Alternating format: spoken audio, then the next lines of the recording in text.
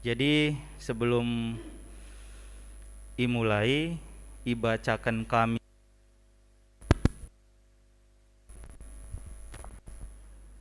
kriteria penilaian adalah radu-radu kari kita Mahamisa. Mankam Bapak Ajura, silahkan bacakan dulu.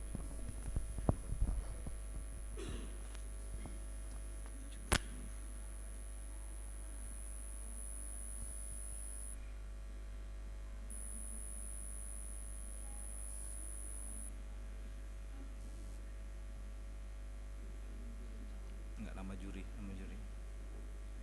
biar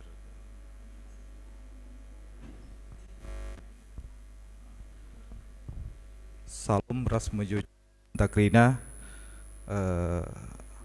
Dalam kesempatan ini kami sebutkan terlebih dahulu juri di dalam Alkitab. Juri pertama dari sektor Harapan Jaya diwakili oleh Pertua Nande Febi Tarigan. Juri kedua dari Harapan Indah diwakili oleh Pertua Bapak Debi Karuskali. Juri ketiga dari sektor Alinda diwakili oleh Pertua Bapak Jason Sembiring. Juri keempat dari sektor Satria diwakili oleh Diaken Nande Angel Sidoraya. Juri kelima dari sektor Pondok Ungu diwakili oleh Diaken Nande Gio Singaribun. Dibacakan kami sedikit mengenai kriteria penampilan, kriteria penilaian untuk khotbah Alkitab.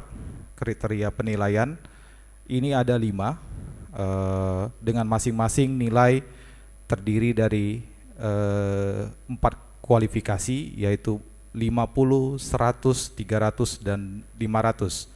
Di masing-masing kriteria mempunyai presentasi nilai yang nanti akan kami sebutkan.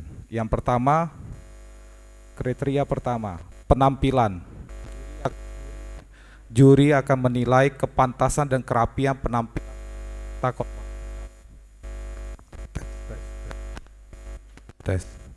Presentasi nilai untuk penampilan 5%. Jadi ini subjektif juri untuk menilai kepantasan dan kerapian penampilan dari masing-masing peserta. Yang nomor 2, yang dinilai adalah ekspresi dan penguasaan panggung, sehingga bisa dilihat oleh juri kesesuaian ekspresi dengan tema dan isi khotbah. Jadi ini perlu diperhatikan oleh peserta khotbah untuk bisa menyesuaikan ekspresi dengan isi khotbahnya dan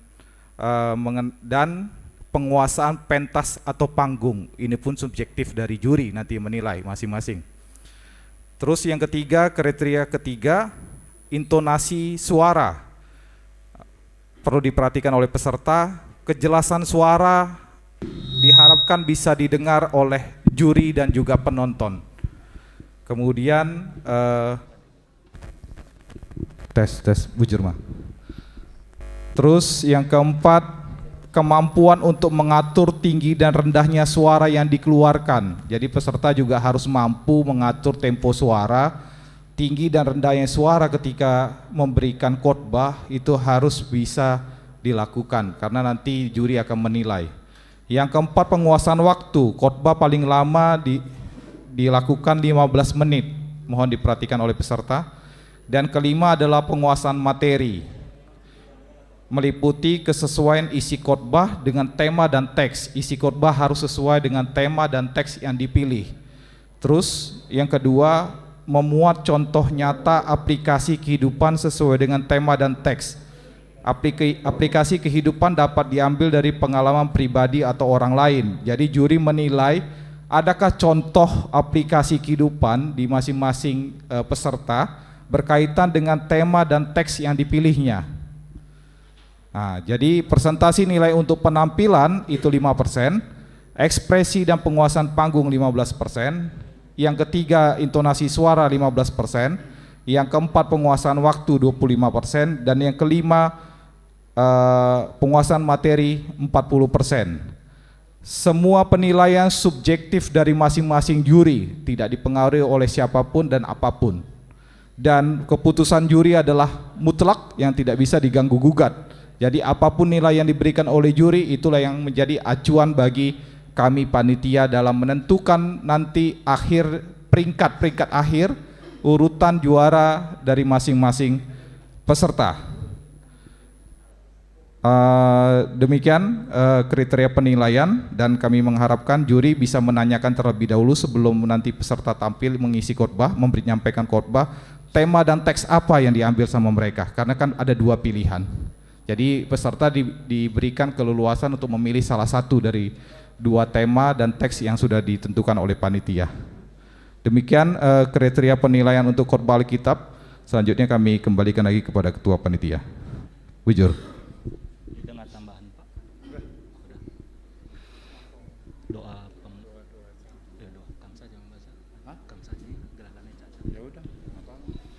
Ya,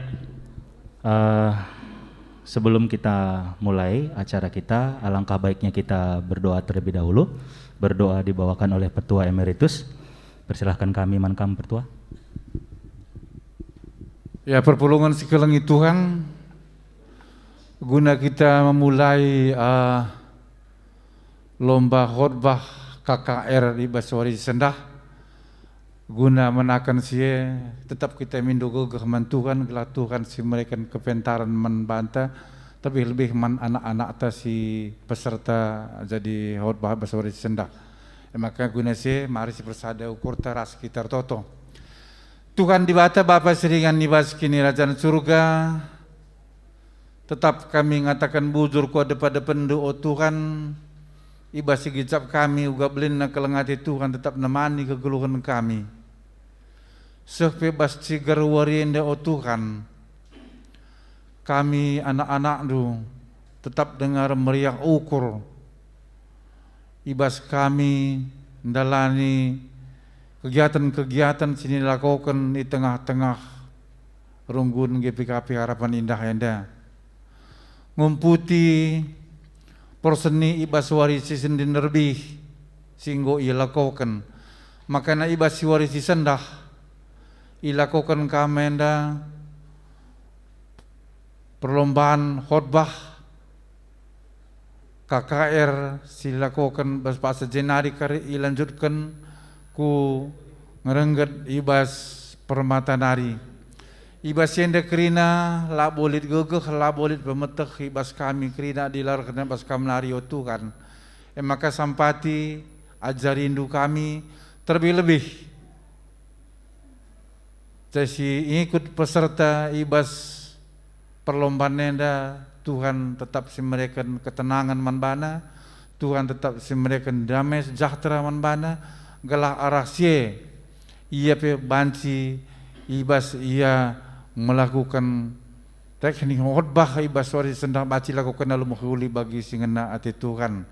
Bagai pertupe kami karena juri ibas 5 sektor singgu itunjuk ibas sektor masing-masing man juri-juri singgo itunjuk endape Tuhan si mereka kepentaran gelah kalau bagi ibas ia memberikan sada penilaian betul-betul penilaian si memang betul-betul gua sini ibabakan si khotbah ibas kakak anak-anak kami KKR Nari Krina gelah alu bagi hasil penilaian juri endape Krina baci dalan alu menghuli man kami Krina keluarga jemaat perpulungan Krina ikut ibas menyaksikan acara yang dapat Tuhan tetap si masuk-masuk kami tutup Tuhan si mereka ketenangan ras pemikiran-pemikiran man kami Krina gelah alu bagi perjalanan perlombaan yang dapat banci Krina dalan alu menghuli endam harapan kami endam pengendasan kami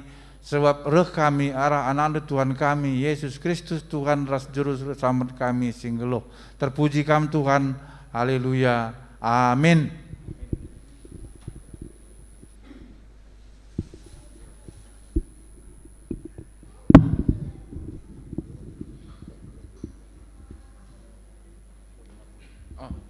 Oh iya, langsung. Oh iya. Oh. Pada mic ini yang dipakai untuk apa? Nyampe kabelnya ya.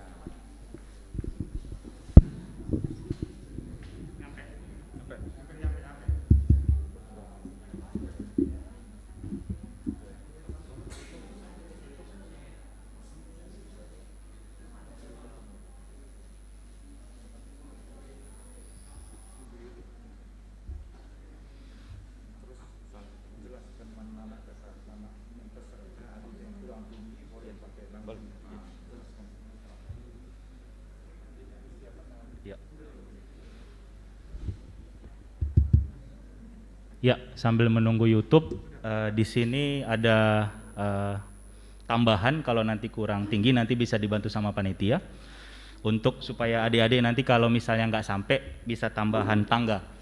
Ya. YouTube gimana, Bang? Oh, di atas. Oh, siap. Boleh, boleh. Gimana nyamannya nanti, Pertua? YouTube udah oke, Bang? Oke, baik, untuk peserta pertama dari sektor Pondok Ungu, adik kami Karen, Guru Sinukaban, silahkan ke depan. Kita kasih aplaus yang sangat meriah.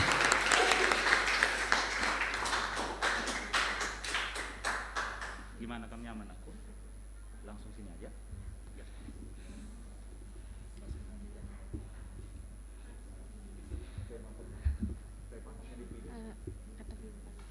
Kata pembukanya dulu. Enggak, tema yang dipilih. Oh, tema.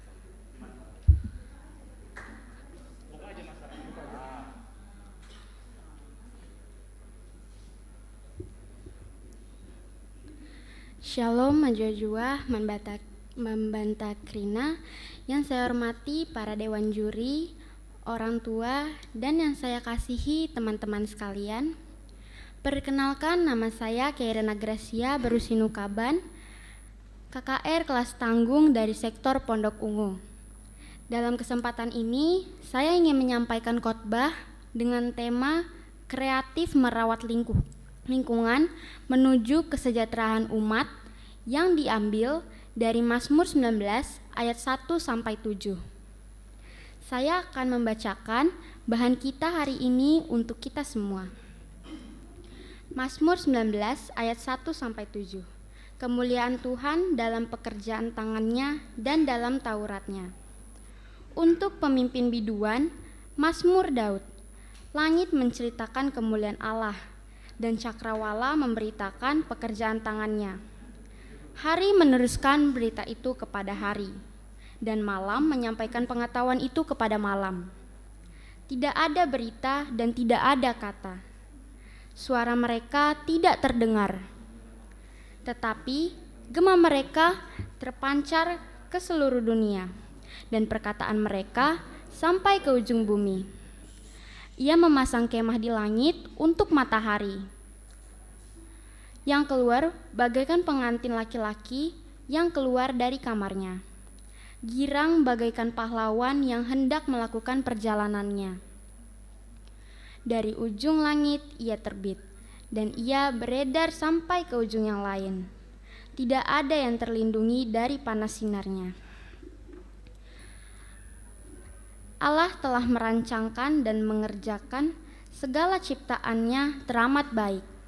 Kita tentu selalu ingat dalam kitab Kejadian bagaimana Allah menciptakan langit dan bumi beserta isinya dengan begitu teratur dan memiliki tujuan yang jelas.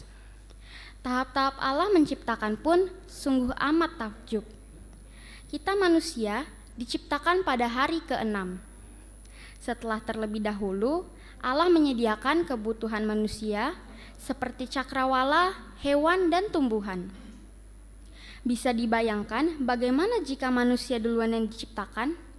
Pasti kita akan kegelapan dan tidak bisa mencari makanan ataupun minuman. Bila kita baca kembali Kejadian 19 ayat 2, bahwa langit dapat menceritakan kemuliaan Allah dan cakrawala memberitakan pekerjaan tangannya. Benar sekali ya, saat pagi hari matahari mulai muncul di langit biru, begitu indah juga saat malam hari ada bintang dan bulan. Tidak jemu mata memandang. Pada ayat 3-5, bahwa langit dan cakrawala begitu banyak menyampaikan cerita. Memang kita tidak mendengarkan dalam bentuk perkataan, tetapi kita tentu bisa melihat jika langit mendung dan terdengar gemuruh, maka akan turun hujan. Terkadang bersamaan dengan hadirnya deru angin, membuat udara semakin sejuk. Saat langit cerah dan matahari pun tersenyum, kita bisa dapat merasakannya. Pada ayat 6-7, bahwa kemuliaan Tuhan itu pun terpancar dari sinar matahari, bulan dan bintang yang beredar di siang dan malam, yang mana tak sekejap pun kita manusia mampu menghindar. Allah sedemikian kreatif menciptakan bumi berserta isinya. Maka tugas kita pun manusia harus kreatif merawat ciptaannya. Allah sudah memberikan yang terbaik bagi manusia, maka tugas kita harus merawat dengan penuh tanggung jawab. Ada banyak cara yang bisa kita lakukan. Dimulai saja dari diri kita sendiri. Misalnya membuang sampah sembarangan. Sampah jika dibuang pada tempatnya akan mengurangi pencemaran air dan udara. Udara yang bersih tentu juga bermanfaat bagi lingkungan sekitar. Tanpa kita sadari bahwa kita juga berperan dalam menjaga lingkungan menjadi bersih. Setiap minggu truk mengangkut sampah lewat depan rumah kami. Aduh, betapa baunya ya saya rasa. Itulah jika kita tidak menjaga kebersihan lingkungan. Pasti aroma sampah kemana-mana. Hemat energi. Contohnya kita hemat listrik. Tentu juga menghemat tagihan listrik setiap bulannya. Dalam menggunakan lampu, kipas atau AC, misalnya kita sering lupa mematikan jika akan pergi. TV sering dibiarkan menyala tanpa ada yang menonton. Coba kita pikirkan, kalau kita boros, padahal masih banyak saudara-saudara kita yang membutuhkan listrik. Hemat air. Dalam menggunakan air juga tidak boleh boros. Kita bersyukur masih bisa menikmati air bersih. Sementara masih banyak saudara-saudara kita yang kekurangan air bersih. Kita sadar sebab hutan semakin berkurang sehingga serapan air juga semakin menurun. Oleh karena itu, mari kita gunakan air seperlunya. Mengurangi penggunaan bahan kimia. Contohnya mengkonsumsi makanan organik, membawa botol minuman atau makanan dalam wadah saat berpergian. Dan tidak membakar sampah karena akan memperburuk kualitas udara. Itulah beberapa contoh yang dapat dilakukan sejak dini agar lingkungan kita yang terdiri dari darat, laut, ataupun udara terjaga dengan baik. Ada beberapa tokoh pegiat lingkungan yang cukup dikenal diantaranya. Yang pertama ada Mbah Sadiman, yaitu seorang kakek berusia 68 tahun dari Dusun Dali, Desa Geneng, Kabupaten Wonogiri, Jawa Tengah. Aksi Mbah Sadiman yaitu menanam pohon beringin lebih dari 1.000 di sekitar Bukit Gendol dan Bukit Ampiang di lereng Gunung Lawu. Alasan Mbah Sadiman melakukan ini karena warga sekitar sering menebang pohon sehingga terjadi banjir. Sungguh mulia apa yang telah dilakukan Mbah Sadiman. Yang kedua ada Greta Thunberg, seorang pegiat lingkungan yang berasal dari Swedia. Gadis berusia 19 tahun ini mengkampanyekan isu mengenai pemanasan global dan perubahan iklim. Luar biasa, Greta berani mengajak para siswa di negaranya untuk berkampanye. Kita melihat Greta yang masih muda sudah mau melestarikan lingkungan, sedangkan anak-anak zaman sekarang malah sibuk bermain game dan lupa dengan lingkungan sekitar. Oleh karena itu, dalam kesempatan ini saya mengajak kita semua untuk bertanggung jawab dalam merawat lingkungan agar lingkungan semakin bersih dan kita pun semakin sehat. Demikian yang saya dapat sampaikan, kiranya bermanfaat bagi kita semua. Bujur Rasma Jojua kita Krina dibatasi masu-masu.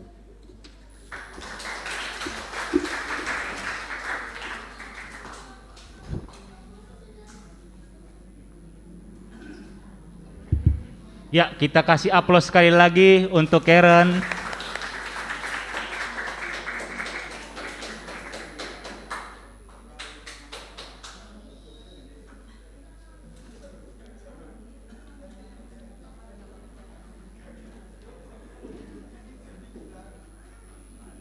Ya, sambil diberikan lembar penilaian yang kedua untuk juri, silahkan perwakilan Alinda Karissa Beruginti. Karissa mau gimana? Mau pak di sini naik? Enggak, mau pakai ini. Oh, dikerjainnya aku ini. Mau pakai ini? Nah, di atas aja. Ya, coba aku yuk, coba gimana? Udah enak? Coba. Udah Tes. pas? Dah. Nah, udah pas ini? Enggak kurang ke sana dulu itu sedikit lagi enggak udah pas? Sudah. Coba masukkan di atas coba gimana? Nah, gimana? Mau gini aja? Ini aja. Oh, dia mau begini katanya mamanya. Nyaman dia dulu. Masker dibuka. Oke. Senyum dia. Udah pasin lampu.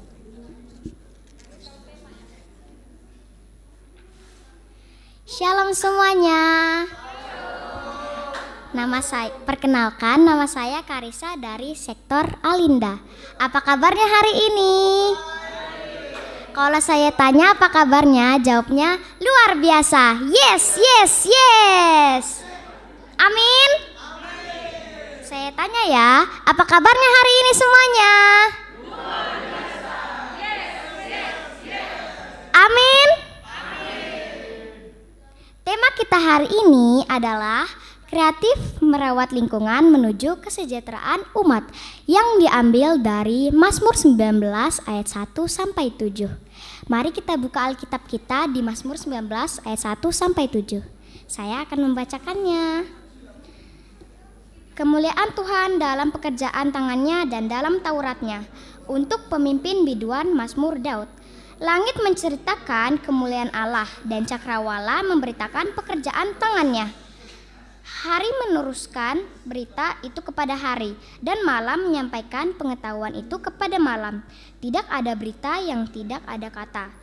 Suara mereka tidak terdengar, tetapi gema mereka terpencar ke seluruh dunia, dan perkataan mereka sampai ke ujung bumi. Ia memasang kemah di langit untuk matahari, yang keluar bagaikan pengantin laki-laki yang keluar dari kamarnya, girang bagaikan pahlawan yang hendak melakukan perjalanannya. Dari ujung langit ia terbit, dan ia beredar sampai ke ujung yang lain.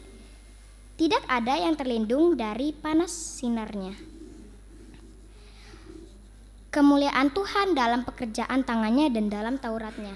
Di Mazmur 19 ayat 2, langit menceritakan kemuliaan Allah dan cakrawala memberitakan pekerjaannya.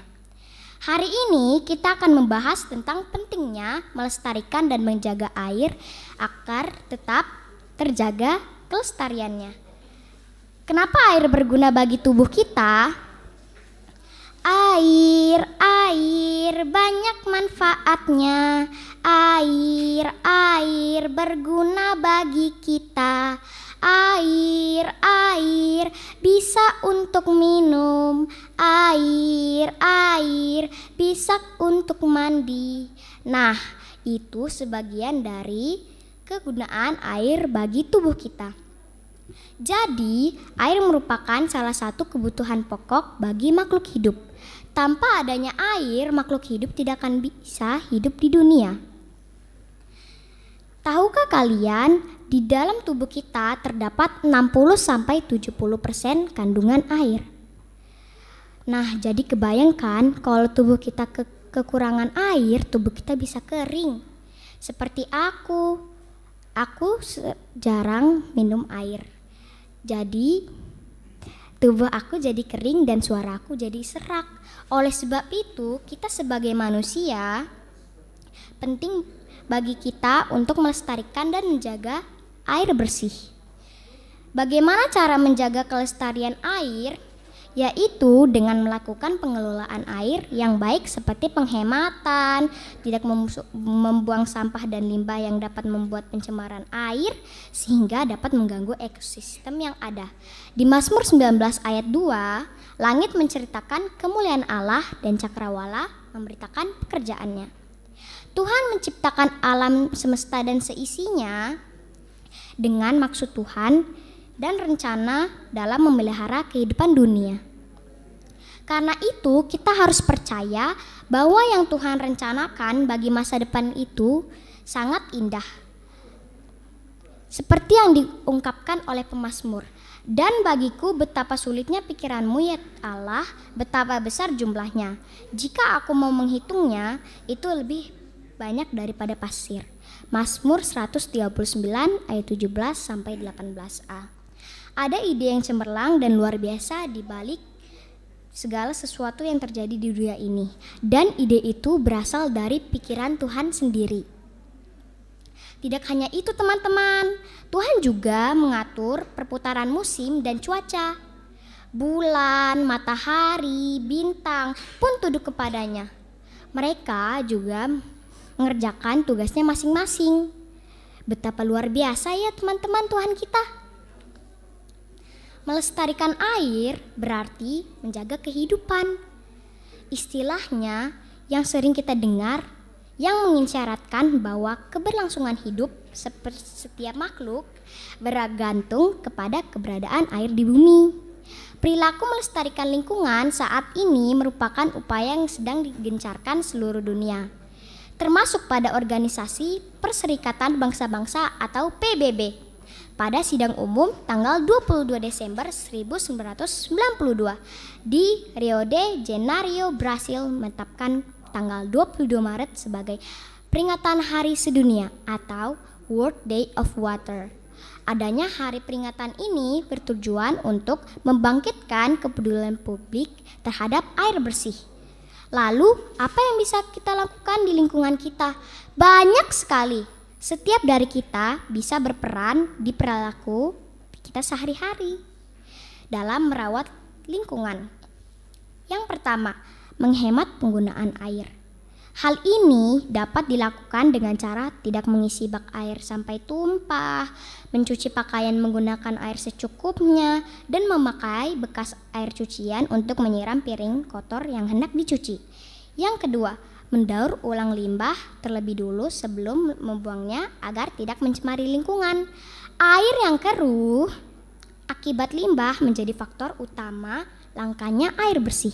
Yang ketiga, upaya konservasi sumber air dengan memperluas ruang hijau, menanam tanaman yang dapat menyimpan cadangan air, membuat luang resapan hijau, melestarikan hutan dan membuat daerah aliran sungai. Akhir kata, untuk teman-teman sekalian, melestarikan lingkungan adalah salah satu cara menjadi mitra Allah yang berusaha menjaga dan mengembalikan apa yang dulu di awalnya sudah Allah ciptakan, baik menjadi tetap pada keseimbangannya yang menopang kebaikan kehidupan bagi segala makhluk hidup. Jadi teman-teman, mulailah dari sekarang melestarikan dan menjaga air dengan baik. Terima kasih, Tuhan Yesus memberkati.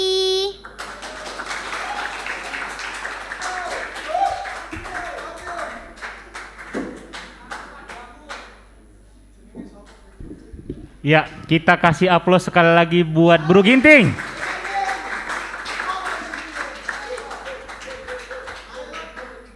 Ya, tadi yang pertama kita sudah dengarkan dari Bro Sinukaban, Bro Karo.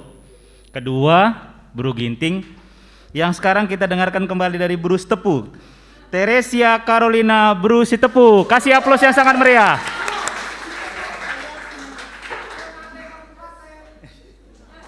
Kamu pakai mana, Deku?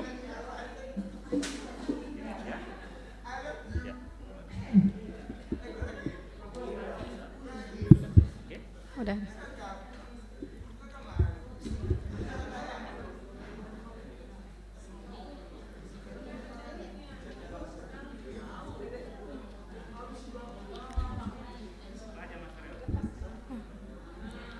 Shalom semua.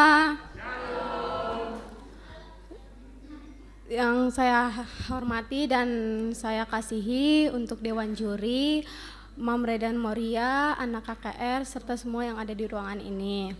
Saya Teresia Caroline dari Bro Sitepu ingin sedikit menyampaikan firman Tuhan yang bertema kreatif merawat lingkungan menuju kesejahteraan umat, yang diambil dari bahan kitab kita Mazmur 19 ayat 1-7. Saya akan bacakan.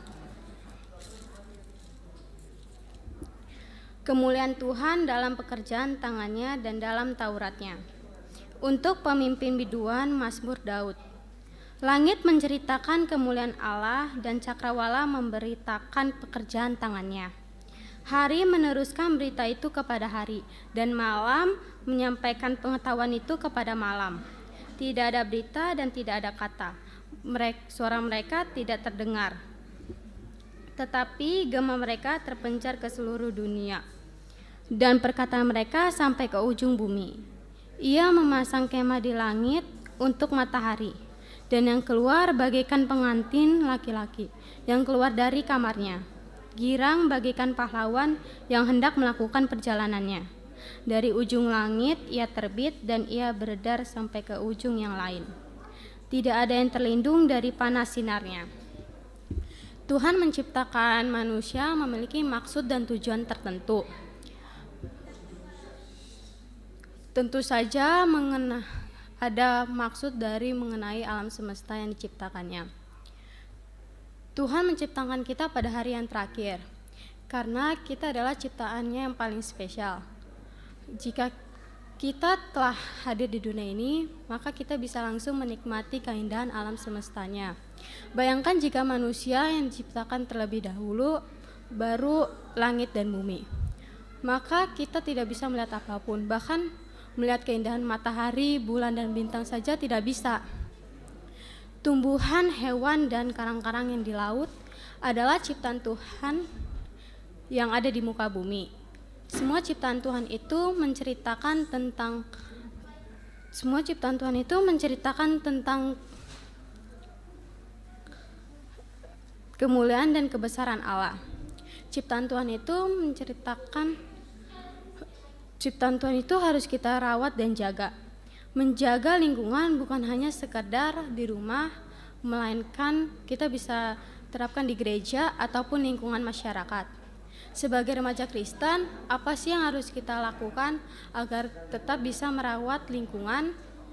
Dengan cara kita bisa mengajak tetangga atau orang terdekat seperti keluarga untuk melakukan kebersihan di lingkungan. Jika di gereja, mungkin kita bisa melakukan pertemuan umat Kristiani untuk membahas tentang kebersihan di gereja atau ikut berpartisipasi, serta kita juga harus menjadi teladan yang baik bagi orang-orang sekitar kita, agar apapun yang kita lakukan, kita bisa menjadi contoh bagi orang-orang. Menurut Alkitab mengajarkan kita bahwa Tuhan Yesuslah yang menciptakan alam semesta. Tempat di mana kita bisa melakukan segala sesuatu sesuai kehendaknya. Tuhan juga memberikan kepercayaan kepada kita. Selain kita juga bisa melakukan apapun yang ada di muka bumi ini. Dan tugas kita adalah merawat kelestarian alam yang sudah Tuhan ciptakan. Pada Amsal 3 ayat 19 sampai 22 tertulis, dengan hikmat Tuhan telah meletakkan dasar bumi, dengan pengertian diterapkannya langit. Dengan pengetahuannya air samudera raya berpencaran, dan awan menitipkan embun. Hai anakku, janganlah pertimbangan dan kebijaksanaan itu menjauh dari matamu. Peliharalah itu, maka itu akan menjadi kehidupan bagi jiwamu. Jadi di ayat ini Tuhan mengajarkan kita bahwa kita harus merawat lingkungan, bukan untuk merusaknya. Dan alam itu bisa rusak karena disebabkan oleh dua faktor. Yang pertama, akibat bencana alam dan akibat ulah manusia. Seringkali alam bisa rusak karena perbuatan kita sendiri. Contohnya seperti kita masih seringkali membuang sampah sembarangan. Apa sih yang membuat seseorang masih sering membuang sampah sembarangan? Karena mereka tidak peduli terhadap lingkungannya. Dan mereka masih cenderung egois. Jadi di ayat ini kita disuruh untuk menjaga dan merawat kelestarian yang Tuhan ciptakan. Karena Tuhan sudah menciptakannya dengan sempurna, dan kita sebagai manusia harus menjaga, sangat-sangat menjaga semua ciptaan yang Tuhan ciptakan. Dari sini saya ingin menyampaikan, mulailah mari kita bersama-sama untuk merawat kelestarian yang Tuhan sudah berbuat. Sekian dari khotbah saya. Terima kasih.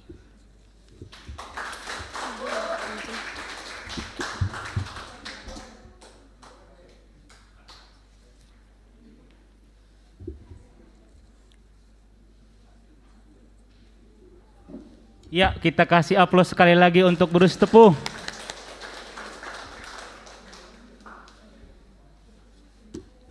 Ya, permohonan kami dari panitia Sabancinya kita jaga suara ya supaya lebih fokus nanti juri kita dalam menilai adik-adik kita yang ikut acara khotbah Alkitab.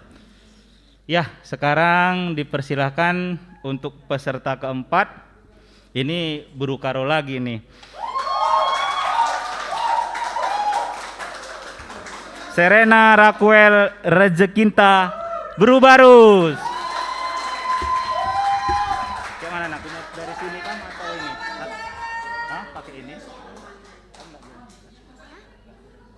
Jangan cuma nanti. Bisa. Katanya pakai itu, katanya dia.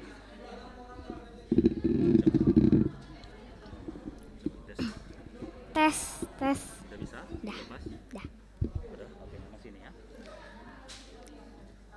Shalom semua. Perkenalkan, nama saya Selena Raquel Rezekinta Barus. Bisa dipanggil Selena. Saya dari Harapan Jaya. Mujo-jo membantah kerina ke kalang Tuhan. Mankam kerina Bapa, Nande, Bibi, Kila, Mama Rasmami. Bujur si katakan man Tuhan, Ibrena kita kesehatan, ras kesempatan, Iba suari enda. Tema kita hari ini adalah kinersa dan emperturah kegeluhan. Sebelum kita mulai firman Tuhan, mari kita berdoa. Tuhan berkatilah hamba-Mu ingin menyampaikan firman. Amin. Saya bacakan dahulu kitab Mazmur 133. Persaudaraan yang rukun.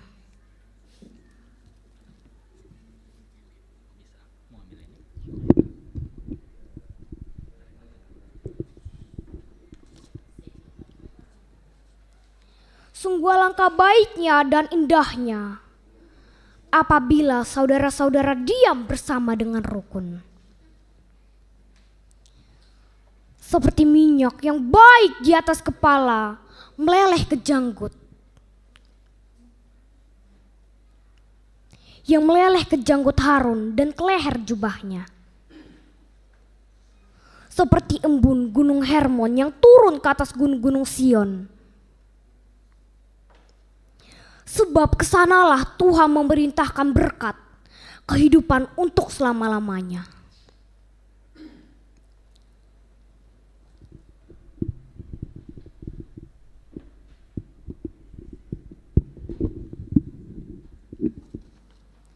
Daud mengajak bangsa Israel untuk hidup rukun bersama lewat nyanyiannya. Sungguh alangkah baiknya, sungguh alangkah indahnya bila saudara semua hidup rukun bersama. Seperti minyak di kepala Harun yang kejanggut dan jubahnya turun. Seperti embun di bukit Hermon mengalir ke bukit Sion.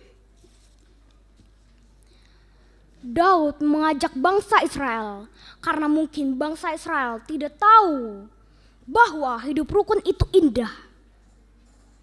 Seperti digambarkan oleh Daud. Mungkin orang Israel sudah terbiasa dengan perkelahian. Sudah terbiasa dengan percekcokan. Saling benci, saling serang, saling merebut hak milik sesamanya. Pertikaian, perkelahian, permusuhan. Mungkin bagi mereka hidup bahagia jika sudah memiliki apa yang dimiliki tetangganya. Mungkin bagi mereka hidup tentram jika sudah hilang nyawa orang yang dibencinya. Pikirnya mungkin hidup bahagia jika sudah dihormati dan disegani semua orang di sekitarnya. Jemaat yang dikasihi Tuhan, saya suka menonton serial TV kelas internasional. Mereka suka dan sering sekali bertengkar, hanya masalah kecil. Bagi mereka, kebahagiaan berbeda-beda. Seperti kata Lingling, abasa, buat Lingling kebahagiaan itu kalau jualan Lingling habis semua. Seperti kata Niko, saya bisa bahagia kalau sudah pakai barang branded Lingling, jam branded, tas branded, baju dan sepatu branded Lingling. Seperti kata Kotaro, Ring buat saya bahagia karo sudah dapat pacaran sama kamu Ring. Dan kata Lee Jong Yoo, bahagia bagi saya itu seperti dekat dengan Makoto. Nah, ternyata kebahagiaan itu bagi setiap orang bisa berbeda-beda. Karena itu Daud mungkin mengajarkan kepada bangsa Israel bahwa dengan hidup rukun dengan sesama bisa begitu indah dan baik. Orang Israel mungkin tercenggang dan heran dan bertanya seperti gaya bicara Lingling, bagaimana bisa Daud kebahagiaan apa yang didapatkan dengan hidup rukun, seperti apa indahnya, seperti apa. Kemudian Daud meneruskan nyanyiannya. Seperti minyak di kepala Harun yang kejanggut dan jubahnya turun. Bisakah dibayangkan bagaimana perasaan Harun abangnya Musa? Diminyaki kepalanya, diurapi kepalanya dengan minyak urapan yang dibuat dari rempah-rempah terbaik. Terpilih menjadi orang pilihan di antara orang-orang terpilih. Dikuduskan oleh kekudusan Tuhan untuk melakukan pekerjaan yang kudus. Diminyaki, bukan diolesi. Harun hanya menutup matanya. Tenang sekali. Tentram sekali. Beribu bahkan berjuta pertanyaan di kepala Harun pada saat itu. Mengapa Tuhan? Mengapa bisa? Bagaimana? Bagaimana saya? Apa yang kulakukan? Semua bisa dijawab hanya oleh aliran minyak urapan di kepala Harun. Terasa mengalir ke janggutnya dan menetes ke jubahnya.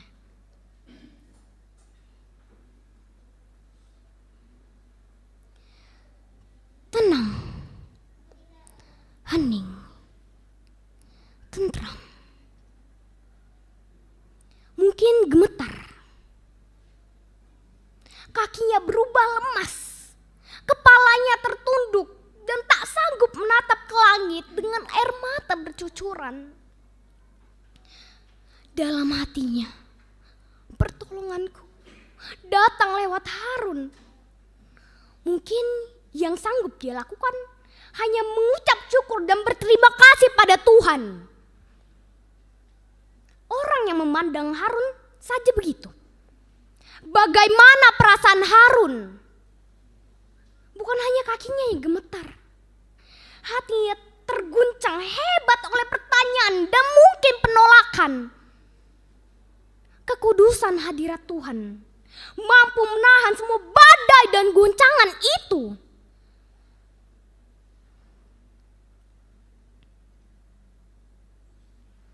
Kami belum mengerti Daud. Bagaimana indahnya dan bagaimana baiknya. Daud melanjutkan nyanyiannya. Seperti embun di Bukit Hermon mengalir ke Bukit Sion. Gunung Hermon ketinggiannya 400 meter, lebih tinggi dari Gunung Sinabung. Pada musim dingin, puncaknya ditutupi embun yang sangat dingin sampai terlihat berwarna putih. Mungkin saat ini disebut salju. Embun yang saat ini disebut salju itu mencair dan mengalir lewat celah-celah gunung dan turun ke Bukit Sion. Bukit-bukit Sion ini adalah gambaran tempat-tempat bangsa Israel bermukim. Tempat-tempat di mana bangsa Israel diam dan hidup. Mereka tidak perlu datang ke Bukit Hermon untuk mengambil air untuk kebutuhannya. Tidak perlu capek mengumpulkan embun Bukit Hermon untuk persediaan di rumah.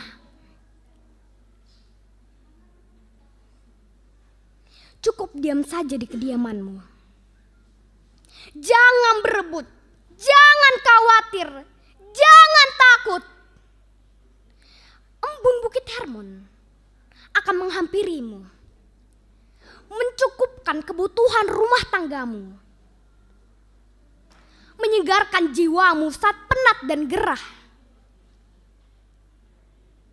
menyegarkan ragamu saat haus dan lelah, membersihkan kekotoran tubuh saat masuk ke dalam rumah.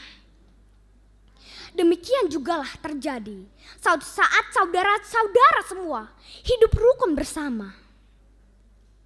Kerukunan bersama menyegarkan jiwa yang kosong. Kerukunan memaafkan saudara yang salah. Kerukunan menciptakan rasa saling percaya. Kerukunan berbagi dalam kesusahan dan juga berbagi isi kulkas. Tidak saling mencurigai. Tidak menginginkan milik orang lain. Dan dapat tidur dengan tenang dengan mendoakan sesamanya. Kuasa dan kekudusan Tuhan adalah seperti minyak dan embun yang menghampiri orang yang hidup rukun. Amin. Mari kita berdoa. Terima kasih Tuhan, hamba-Mu sudah selesai berbicara mengenai Mazmur 133. Tuhan yang memampukan kami untuk mengerti dan berbuat. Amin.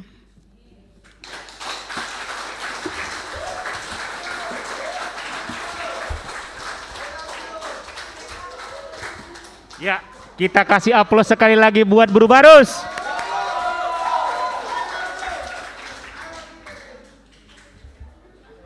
Halo Pia Pandaram.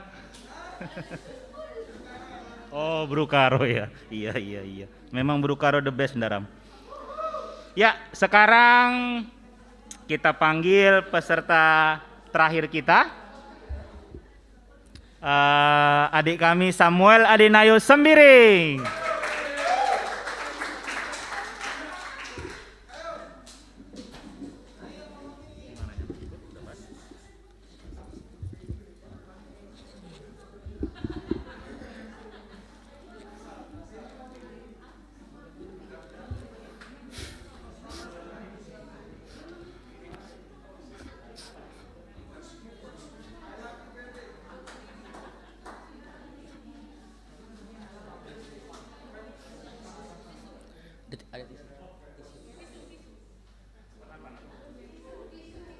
Oh ya, nggak apa-apa, lagian nanti YouTube-nya juga ada bermasalah. Tunggu sebentar ya. Mau tisu Bang?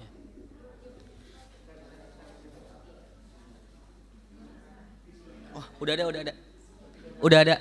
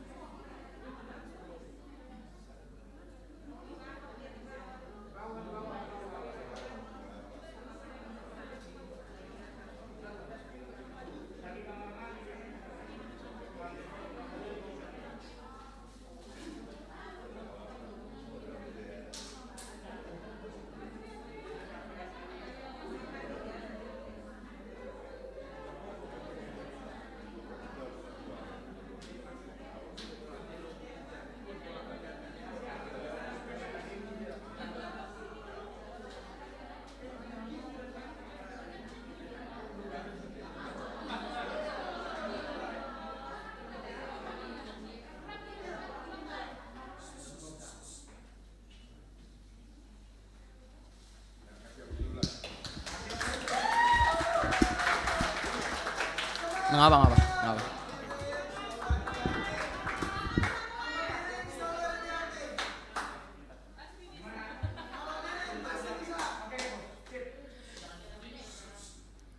Jemaat-jemaat yang dikasih Tuhan, mari kita bersatu di dalam doa. Tuhan Yesus, kami sudah siap mendengarkan firman-Mu Tuhan. Bukalah hati, pikiran kami Tuhan, supaya kami dapat mengerti isi dari khotbah hari ini Tuhan. Tuhan juga berkatilah hamba-Mu ini Tuhan, yang akan mengajarkan Tuhan, supaya seturut dan sesuai dengan kehendak-Mu. Inilah doa kami Tuhan, haleluya, amin. Jemaat-jemaat yang dikasih Tuhan, bacaan Alkitab kita hari ini terambil dari Mazmur 133 ayat 1 sampai 3. Beginilah bunyi firman Tuhan. Ayat pertama, nyanyian ziarah Daud. Sungguh alangkah baiknya dan indahnya apabila saudara-saudara diam bersama dengan rukun. Ayat kedua, seperti minyak yang baik di atas kepala meleleh ke janggut, yang meleleh ke janggut Harun dan ke leher jubahnya. Ayat ketiga, seperti embun gunung Hermon yang turun ke atas gunung-gunung Sion, sebab kesanalah Tuhan memerintahkan berkat, kehidupan untuk selama-lamanya. Demikianlah bunyi firman Tuhan. Shalom. Majuah-juah man bantai kerina. Puji Tuhan, pada hari ini kita dapat berkumpul bersama untuk mendengarkan firman Tuhan. Bagi jemaat yang belum tahu, perkenalkan, nama saya Samuel Adinaya Sembiring. Saya dari sektor Harapan Indah, dan ini adalah tahun terakhir saya sebagai remaja. Jadi tema kita hari ini adalah kinirsadan empeturah kegeluhan. Ada yang tahu artinya? Kinirsadan, kebersamaan atau kesatuan. Empeturah menumbuhkan, kegeluhan kehidupan. Jadi tema kita adalah kebersamaan atau kesatuan menumbuhkan kehidupan. Kemudian saya akan menjelaskan Mazmur 133 ayat 1 sampai 3 dalam 3 bagian. Bagian pertama ayat pertama, bagian kedua ayat kedua, bagian ketiga ayat ketiga. Jadi Mazmur 133 ini sangat terkenal. Salah satu penyebabnya adalah karena ada pendeta Ben Soriton yang membuat lagu dengan judul Oh Betapa Indahnya. Saya yakin jemaat-jemaat di sini udah dengar lagunya. Yang belum dengar, mungkin harus lebih sering ke gereja. Oke. Saya nyanyikan sedikit. Oh betapa indahnya dan betapa eloknya bila saudara seiman hidup dalam kesatuan. Oke. Jadi itu sedikit lagunya. Baik, saya akan menjelaskan ayat yang pertama. Nyanyian ziarah Daud. Sungguh alangkah baiknya dan indahnya apabila saudara-saudara diam bersama dengan rukun. Di sini tertulis nyanyian ziarah Daud. Ziarah yang dimaksud di sini bukan kuburan. Ziarah yang dimaksud di sini adalah ibadah. Jadi kalau kita cari di Google, nyanyian ziarah Daud akan muncul nyanyian pendakian. Kenapa? Karena pada zaman itu orang Israel ketika mau beribadah, mereka harus naik ke atas gunung Yudea untuk beribadah, bertemu dengan Tuhan. Beribadah untuk memuji dan memuliakan nama Tuhan. Kita baca lagi. Sungguh alangkah baiknya dan indahnya apabila saudara-saudara diam bersama dengan rukun. Di sini tertulis kata indahnya. Kalau kita lihat pada masa bangsa Israel zaman itu, indahnya itu di mana? Indahnya itu adalah karena pada saat itu bangsa Israel terdiri dari 12 suku dan asal yang beda-beda. Jadi ada yang dari sana, dari sini, dari sono. Semuanya berkumpul jadi satu untuk beribadah, memuji dan memuliakan nama Tuhan tanpa memandang perbedaan. Ibarat kita ini ada sektor Harapan Indah, Harapan Jaya, Alinda. Kita semua berkumpul jadi satu tanpa memandang perbedaan, entah daerah dari mana, asal dari mana, usia berapa. Untuk fokusnya hanya untuk beribadah, memuji dan memuliakan nama Tuhan. Kemudian ayat kedua, seperti minyak yang baik di atas kepala meleleh ke janggut, yang meleleh ke janggut Harun dan ke leher jubahnya. Jadi ayat kedua ini menjelaskan tentang betapa berharganya diam bersama dengan rukun. Jadi minyak yang dimaksud di sini bukan sembarang minyak. Minyak yang dimaksud di sini adalah minyak yang ada di Keluaran pasal 30. Kalau kita baca Keluaran pasal 30, di sini tertulis bahwa minyak itu hanya boleh digunakan untuk pentabisan Harun, anak-anaknya Harun, dan pentabisan barang-barang khusus di Bait Allah. Jadi minyak di sini bukan sembarangan minyak. Minyak di sini minyak yang sangat berharga.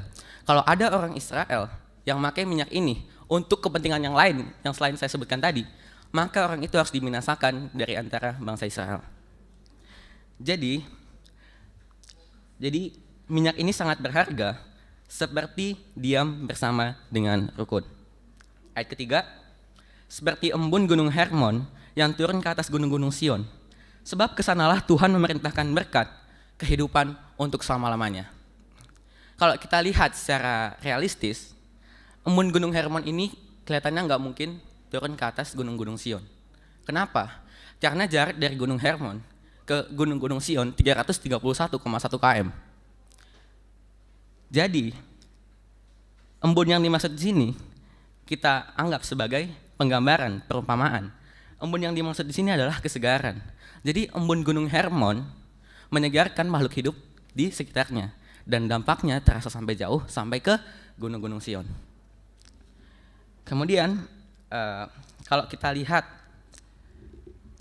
kalau saya hubungkan ya ayat pertama dengan ayat ketiga, jadi diam bersama dengan rukun dalam perspektif persaudaraan berfungsi dalam kelangsungan hidup untuk menyegarkan dan menumbuhkan iman kita. Dan dampaknya akan dirasakan oleh orang-orang di sekitar kita. Kemudian saya akan menceritakan suatu kisah nyata yang berhubungan dengan tema kita hari ini, kebersamaan atau kesatuan menumbuhkan kehidupan. Judulnya 57 sen. Pada suatu hari, terdapat gadis kecil yang berpakaian lusuh. Dia diri di depan gereja. Dia bingung, mau masuk ke gereja atau enggak. Soalnya pas itu padat banget. Kemudian ada pendeta yang ngelihat anak ini.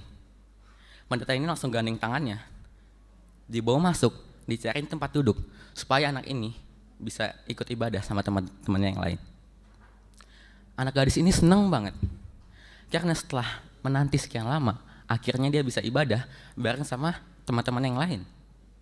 Namun, kebahagiaannya terhenti ketika dia terpikir oleh anak-anak lain yang seumuran dia, yang mau ibadah tapi nggak bisa, soalnya ruangannya udah penuh. Kemudian dia ceritain hal ini ke ibunya. Tapi ibunya cuma ngehibur dia kayak, kamu harusnya bersyukur nak, udah bisa ibadah bareng teman-teman yang lain. Soalnya ditolongin oleh pendeta yang baik. Kemudian minggu depannya anak ini ibadah lagi, minggu depannya ibadah lagi dan berteman sama pendeta tersebut. Singkat cerita, 2 tahun kemudian anak ini meninggal. Kemudian setelah pemakaman gadis ini, ibunya ngasih sesuatu ke pendeta, ngasih dompet yang robek-robek yang kelihatan lusuh ke pendeta.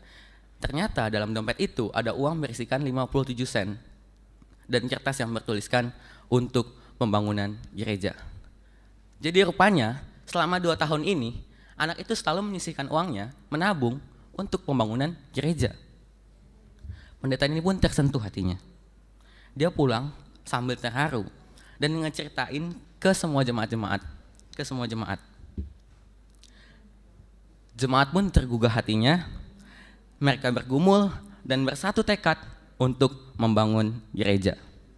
Ceritanya nggak berhenti sampai di situ. Kemudian berita ini terdengar oleh suatu perusahaan media. Perusahaan ini mempublikasikan berita ini seluas-luasnya. Sampai akhirnya diketahui oleh seorang developer. Kemudian developer ini menawarkan sebidang tanah di dekat gereja itu seharga 57 sen. Kemudian jemaat di situ memutuskan untuk membeli tanah itu. Meskipun mereka masih ragu bisa bangun gereja atau enggak. Soalnya gereja yang bisa menampung banyak anak itu gereja yang besar, dan gereja yang besar membutuhkan biaya yang banyak. Cuma berkat kesatuan hati, pikiran, dan tujuan jemaat, dalam 5 tahun terkumpul uang sebesar $250.000. Kalau pada saat itu, $250.000 sekitar tahun 1980, $250 Amerika itu setara dengan 1 ton emas. Jadi itu jumlah yang sangat fantastis.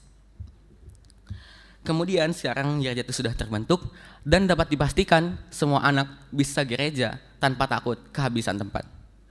Inilah hasil cinta kasih seorang gadis yang bernama Hattie Mae White yang menginspirasi jemaat di suatu wilayah di Amerika untuk ersada arih, ras gegeh guna bangun gereja agar banyak jiwa-jiwa yang bisa ditampung dan bisa diselamatkan. Perpulangan si Muhammad, adi anak kiti enda, banci ibahana bagenda, uga kita. Apakah kita enggo ersadari? Enggolit kini ersadan ibas kita? Enggo nge kini ersadan kitai, erbuah ibas kegeluhan? Enggo nge kini ersadan kitai, empeturah kegeluhan? Marilah kita merefleksikan dalam hidup kita, apa yang sudah kita lakukan selama ini.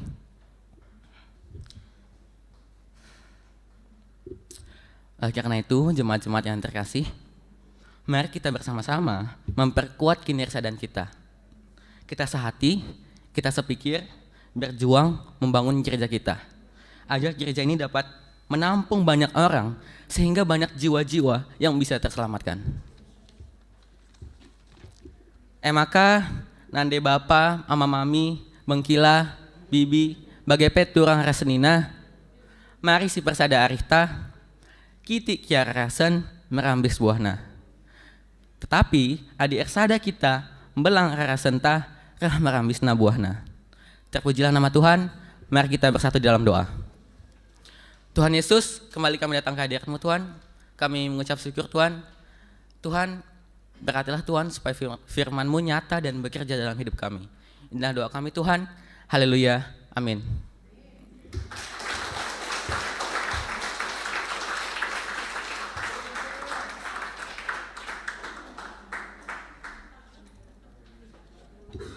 Ya, kasih sekali lagi aplaus untuk Samuel Sembiring.